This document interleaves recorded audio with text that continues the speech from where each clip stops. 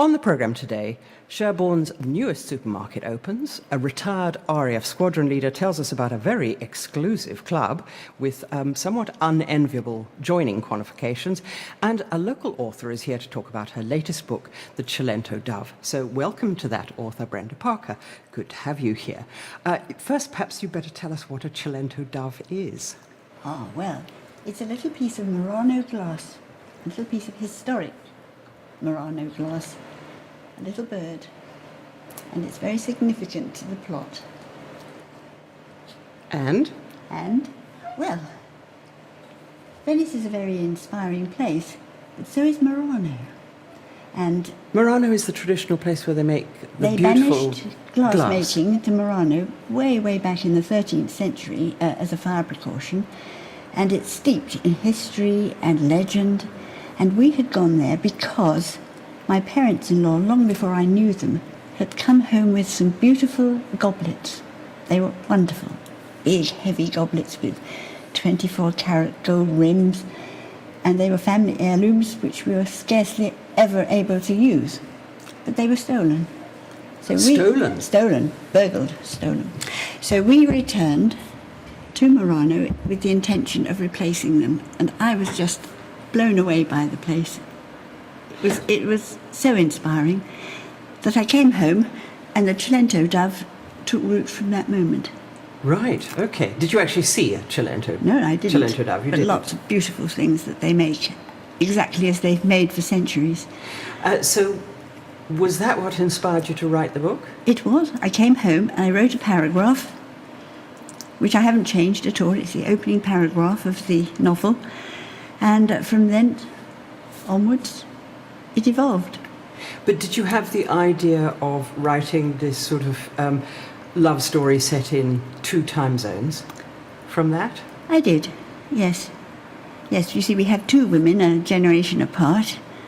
Grace, remembering her love affair in pre-war Venice, sadly spoilt by the war but never forgotten, and her goddaughter Annie, a quarter of a century later, seemingly living the same dream, which at first they think is absolutely wonderful, but the similarities take on an ominous guise, and the story goes from there. Venice before the war must have been a very different place to I the think Venice so. now. Yes. When did you last go back there? Oh, within the last 5 years, I suppose. It is still a very magical place. Despite all the tourists stomping around the place? Well, it doesn't help, I must say. It is going to sink into the sea before much longer with all the footfall, but it is still incredibly inspiring. And so clearly you based the book on your own love and your own knowledge. Well, I mean, did you have to do a lot of research before you wrote it? I did. I don't know it that intimately. I just know that it's beautiful and I love it, and oh no, there was quite a lot of research went into it. And Brenda, how did you do your research then? Largely online, I suppose. But the novel spans the years between the outbreak of World War II and finishes on November 1963, 2 very important dates of the last century, and both are important in the book. And of course, those of us who were around I most certainly November was. 1963 will remember that's when Kennedy was assassinated. It was indeed. And of course, we've just had the 50-year anniversary of that. Yes. Yes, but it is significant, but I'm not going to say why, because that would definitely spoil the story. Well, now, as for the research, did you enjoy doing that? Absolutely, yes. Yes, there's so much to learn about the place. It's sort of on the cusp of East and West, and it's inspiring. There's no other word for it. And you're right. It is that sort of almost that junction between East and West, isn't it? It's Venice has for centuries traded with the Eastern Mediterranean and further away. And yes, would you consider writing another book based in Venice, but perhaps set in a different time zone altogether? I haven't thought of that, I must admit. This is the second novel I've written, and the first one is terribly different, and I think probably the next one will be as well. Yes, the first one couldn't have been more different from this one. What was your first one about? It was set in Northumberland. Oh, very different. Very, very different, yes. And it was Rather chillier. very chilly. But again, because I loved the place, and I lived there for a while, and I thought it was a good starting point, and it's based loosely on the Jacobite Rebellion. It's not a historical book, but again, that is part of the plot. And as for the Cilento Dove, do you feel that there's any of your own self in there?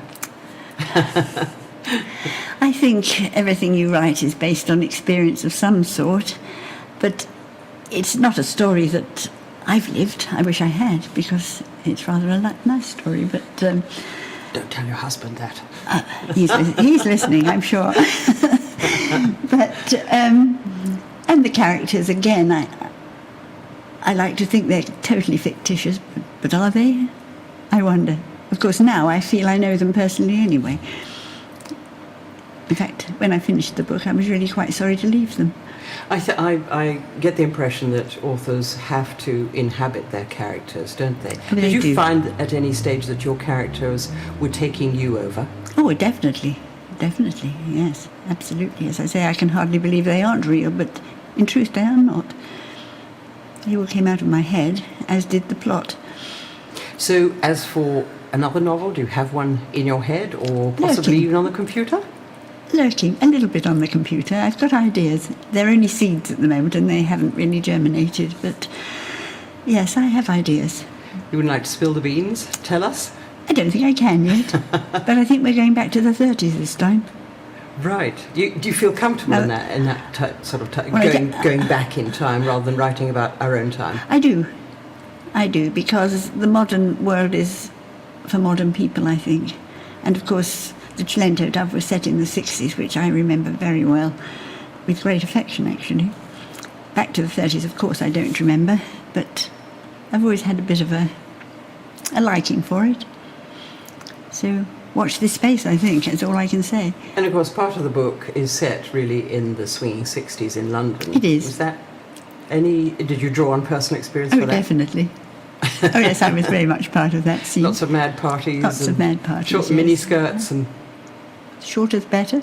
Yes. No, I remember it all very well. I was working in London at the time, and it was a wonderful place. You used to work in television, Brenda, is that I right? did. I started with a company called Associated Rediffusion, one of the original London independent television companies, within 2 weeks of its first broadcast. So I was really very much on the ground floor, and we were pioneers. That must have been very exciting. It was very exciting. We shared a building on the corner of Kingsway and Aldwych with ATV and ITN. And as you can imagine, at that time, the corridors were awash with creativity. It was a very wonderful place to be. And I knew a lot of writers. And I think I decided back then that one day I would. I thought I could and would. And I have. So, Brenda, you're lining up Sundial Press to publish this book that is still little seeds of ideas in your head? I think it's early days to say that, but they've done a very good job with the Cilento Dove. They designed the cover, which I think you'll agree is very... Lovely picture of Venice, I think it's bathed lovely. in sunshine. But that came directly from Sundial themselves, and I think they should be quite proud of it. Well, Brenda, thank you very much indeed for coming in. Brenda Parker, that is, and her book, The Cilento Dove, is published by the local publishing company Sundial Press, and you can buy her book either online or through Winstone's bookshop in Sherborne. And I have a little tune here for you, which you might or might not recognise, but it is an Italian Venetian song. I'm sure I'll love it. And thank you.